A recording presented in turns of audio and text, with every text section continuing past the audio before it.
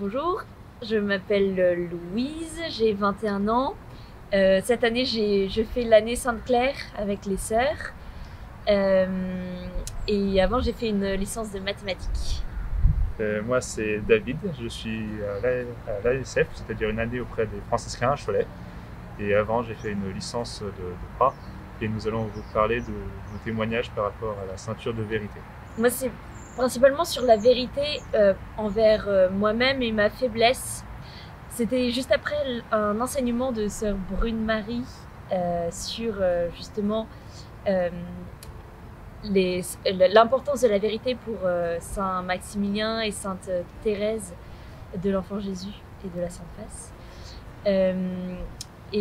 Comme quoi, de l'importance de reconnaître notre faiblesse pour se laisser porter par la grâce. Et donc, juste après cet enseignement, on m'a fait une remarque sur, qui m'a un peu, qui m'a blessée. Et suite à cette remarque, j'ai surréagi et j'étais presque en pleurs. Et en fait, j'étais après en tristesse par rapport à ma réaction et je m'en voulais de réagir comme ça. Et finalement, j'ai eu une. Il y a les messages de ce topo qui me sont revenus et qui me disent genre accepte, accepte-toi avec ta faiblesse et oui tu surréagis mais vraiment m'accepter en vérité en fait que je peux surréagir, que je peux être blessée pour des remarques aussi de toute cette faiblesse et l'accepter.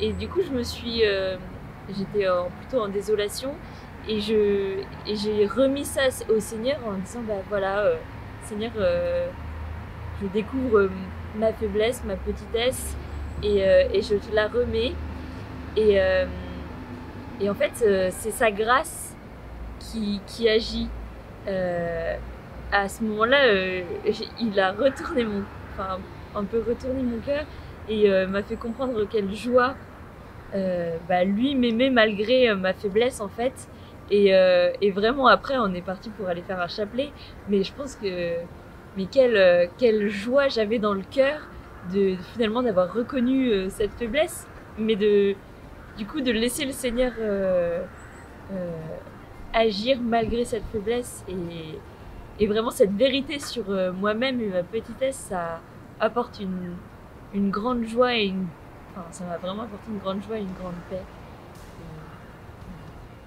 Par rapport à la vérité, j'ai eu une expérience extrêmement forte pendant mes 2 premières années à la faculté. En fait, je vivais dans un mensonge qui a pourri ces 2 années-là. Je n'arrivais pas à m'accepter moi-même, à m'accepter en vérité, à accepter mon identité. J'ai prêté l'oreille à un mensonge comme quoi je pouvais prendre le pas sur qui j'étais, je pouvais déterminer qui j'étais. Et ce mensonge, j'y ai cru pendant 2 ans. Et vraiment, je construisais même pas ma vie sur du sable, mais sur de la gadoue. Ça m'avait coupé de mes relations. Je n'arrivais pas à accepter qui j'étais, donc je fuyais les autres avec qui avec qui je ne pouvais pas être qui je voulais être. J'avais fui, je coupais mes relations avec mes parents, je fuyais, je n'arrivais pas à supporter le regard des autres.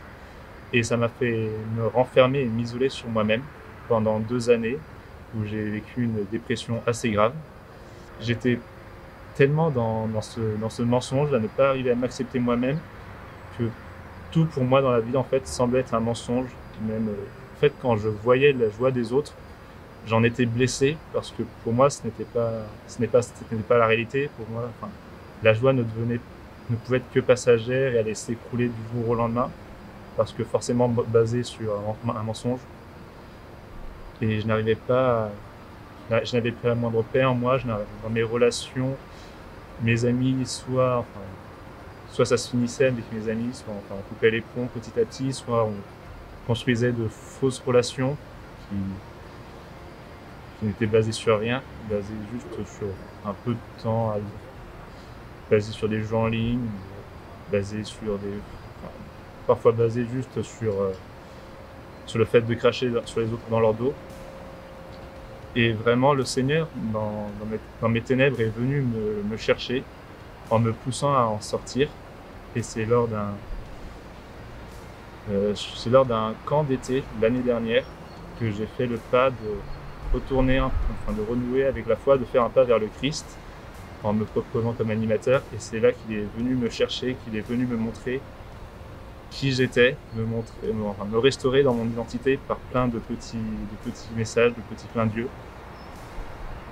Et c'est là où le jour où j'ai enfin accepté d'être moi-même, d'accepter d'être qui je suis, d'être un homme, que j'ai vraiment pu commencer à rebâtir ma vie, à chercher d'abord, avant tout, le Christ, avant tout, la vérité, l'honnêteté, à ne plus me cacher derrière des mensonges, que j'ai accepté d'ouvrir mon cœur aux autres, que j'ai pu reconstruire, que j'ai pu renouer des amitiés, en créer de nouvelles, que